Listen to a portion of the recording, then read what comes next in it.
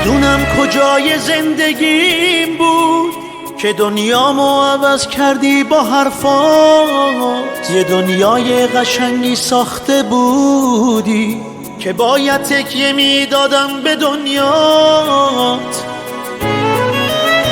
یه احساسی رو من دم کرده بودم که با تو تجربهش کردم دوباره.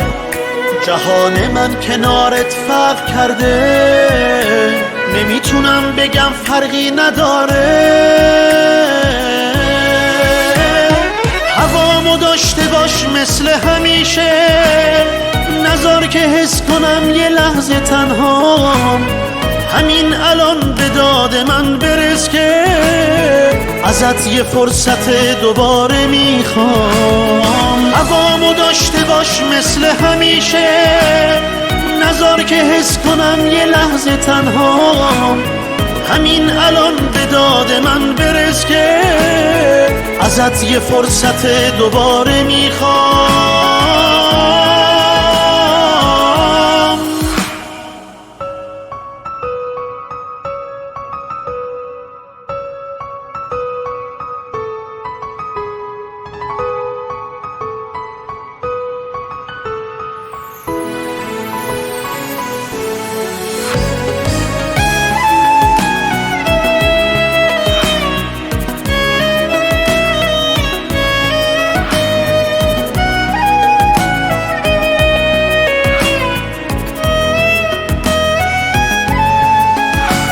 از آرامش چشمات میگم که با هرچی که دیدم فرق داره. دلت دریاییه اما چه راحت، یه طوفانو به زانو در میاره.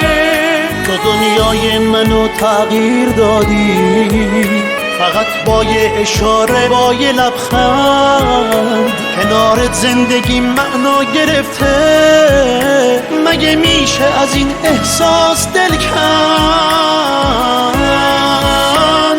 هوامو داشته باش مثل همیشه، نذار که حس کنم یه لحظه تنهام.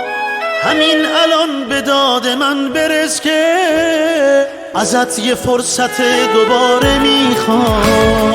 هوامو داشته باش مثل همیشه، نذار که حس کنم یه لحظه تنهام.